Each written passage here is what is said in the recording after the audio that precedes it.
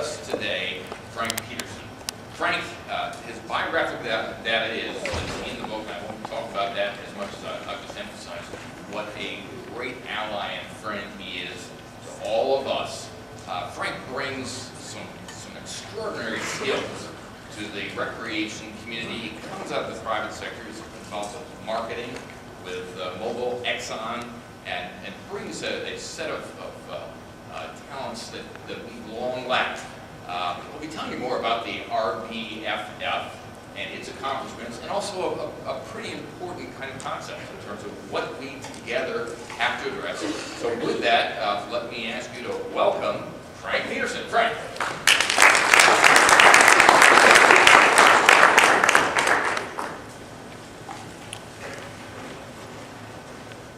Trying not to live too bad. I had knee surgery 3 weeks ago. Marvels of art and modern science and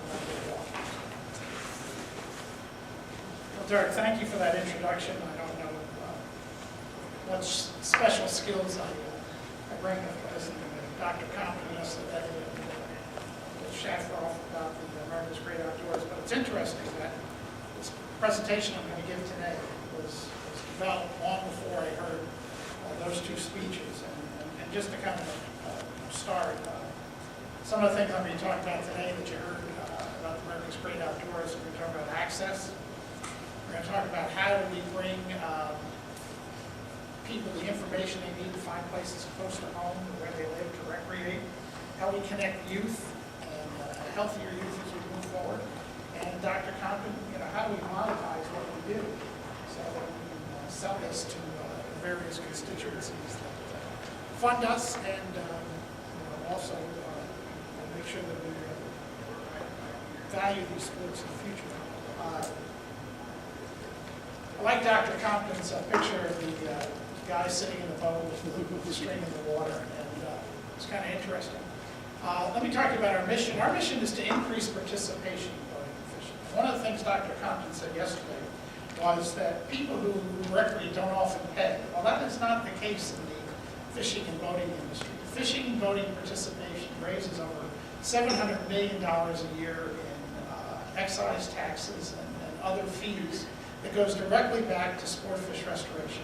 It is a self-sustaining pay-as-you-go endeavor. So that little guy out there in your boat is actually paying for the right to be there. And RBFF was created back in 1998 to kind of reverse the trend in participation, not promote any one brand of product or any one brand of boat, but to promote the sport. Because through increased participation, dollars are raised for conservation. 70% of that $700 million a year goes back to state fish and wildlife agencies for them to do the great work that they do. The rest of the money goes to other great programs, Coast Guard boating safety, clean marinas, and a host of other projects that are funded by boaters and fishermen. So very, very important that we increase participation so that we increase the dollars that are available for conservation. So my first part of the presentation is going to talk about numbers, which Dr. Compton doesn't like, but I know. But we have to know what the landscape is out there. And there's some good news with respect to fishing and participation.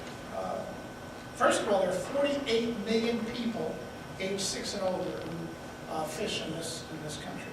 And they take over almost 1 billion annual outings. And the thing I like about promoting fishing and boating is that fishing is the #1 gateway activity to all other outdoor activities. So if you want to get someone interested in the outdoors, take them with you in that little boat that Dr. Compton had yesterday.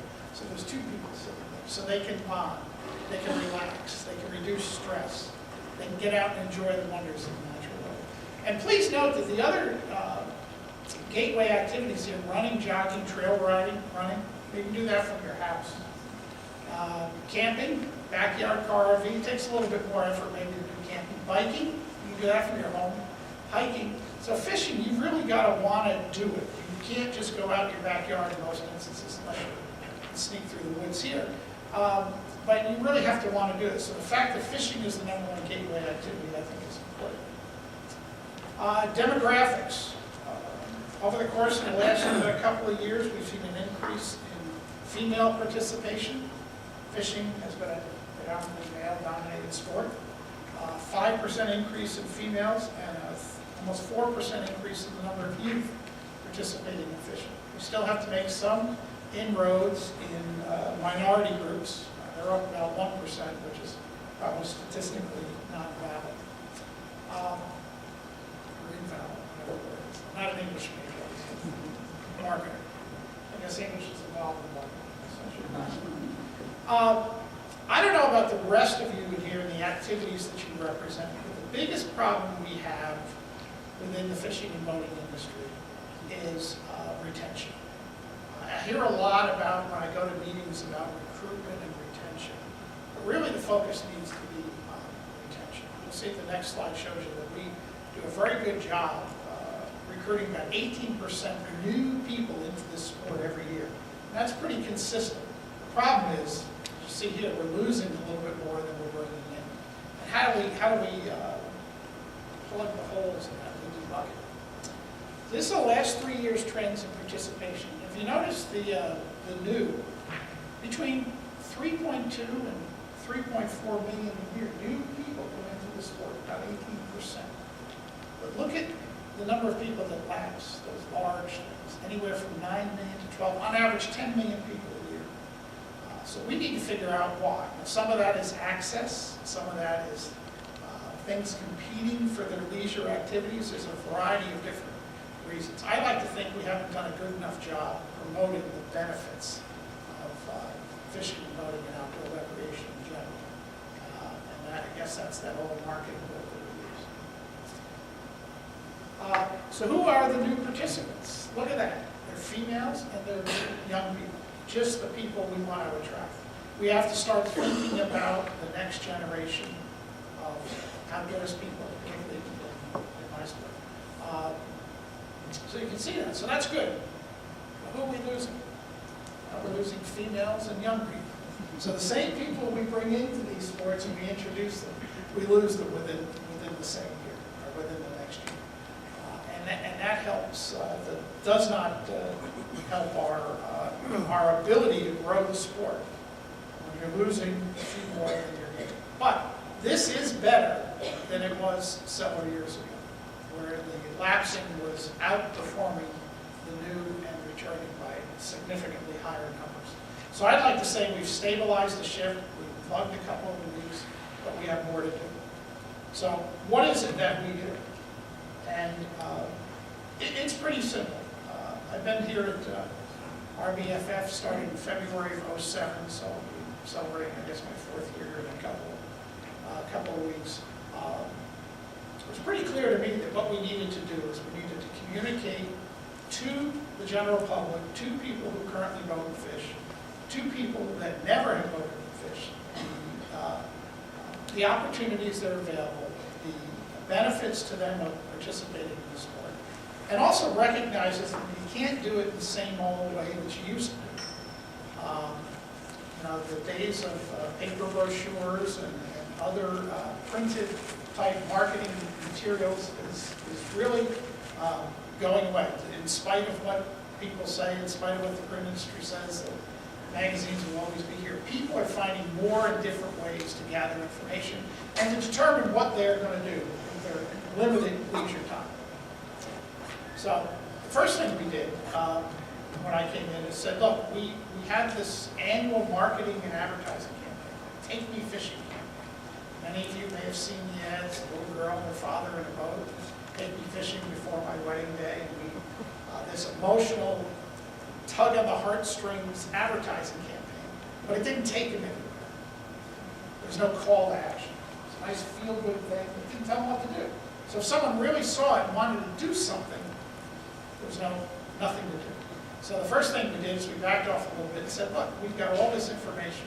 We know thousands of places to boat and fish. What are the barriers? What are people afraid of? Our research told us that people who've never participated don't know how, they don't know when. So we have focused our entire efforts on those two things, how to and where to. And put all that information into this website. And what you see here is the growth of that website over the last several years. Now, we have to work the fiscal years, because we get funding from the government. It's really kind of crazy to figure out calendar '07, fiscal '08, and everything. The bottom line, here's the growth. The year before I came to RBFF, we had 300,000 visitors to this place. Today, as we end this year, we'll have close to 4 million people. And this does not count the people who are also visiting us through mobile and through some apps that we have developed. And I'll talk a little bit about that. The biggest project we're embarking on, the how-to was pretty easy. That information has been out there for years. It really hasn't changed too much. There's a book published by Popular Mechanics in the 1950s called How to Tempt a Fish. If you read that book, some of the same things they talk about, lures and lines and different techniques, are still viable today. So the how-to is easy, and that was done pretty quick. But the where-to. Okay, thanks to our friends at the Corps of Engineers, they gave us a database that showed there were over 400,000 bodies of water in this country. Problem is, we don't know what's in those bodies of water. We don't know what amenities are available in those bodies of water. So somebody has to start working on this. So we have embarked on this project where we are cataloging every public body of water and all the access points in those bodies of water, and up to 64 different pieces of information. So, is there a restroom? Is there a boat ramp? Do you have handicap access? Can you buy bait there? Can you buy a license there? What kind of fish are in there? To give people the opportunity to make decisions about what they need to do. Now, pretty powerful stuff, and we're doing that through working with partnerships from state fish and wildlife agencies, to our federal agencies, to our friends at the Fish and Wildlife Service, to refuges, a host of different places who have this information, but they have it in such varied formats that it boggle your mind. We are taking everything from databases to PDF files and loading the stuff into our system. Why are we doing that? Well, we want one central database that has all this information so that we can disseminate it out to the public any way that they want. So we've built this project, and now the first thing we've done, we've launched a mobile site, which basically in this version gives people in the palm of their hand access to all of that where-to information. Okay. Oh, and by the way, 50% of internet searches will be done with a handheld device by 2012. What are we in now, 2011? So by next year, 50%. And I guarantee you that number, that's today, that number will be much higher when we get to 2012. We also took this information and put it into an app on both iPhone and Android. Now, I got to tell you, I'm an older fellow. I don't get all these different things. I don't own an iPhone yet. I don't know how it all works. But my folks said, look, we've got all this great data. Let's use it. Let's do it.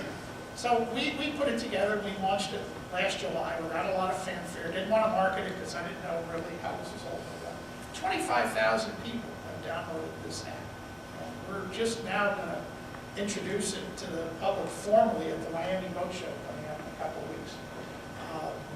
And over 200,000 queries have been made on that app. So that's almost like getting another 200,000 visitors coming to the website. So we're going to have to look at things from a technology standpoint and stay on top of that. And this is, Boat Ramp 1. We're going to have Son of Boat Ramp coming out shortly. It's going to have even more information on it. And we've just launched the mobile site. We're going to have Son of Mobile Site, or Daughter of Mobile Site coming out too, because this stuff is constantly changing. But we're trying to give people the information they need, how they want it, when they want it, where they want it. I know this is real exciting stuff. I'll tell you, I don't know what's better, coming on just after breakfast or just after lunch. I haven't been. Another big area that we focus on, and this is something that has been also a major change at our BFF. We had to start looking at who are going to be the next generation of people who use the outdoors. And I have a board, very diverse board. I like to call the board, I have the heads of the 5 families. Many of you from New York, we've got references about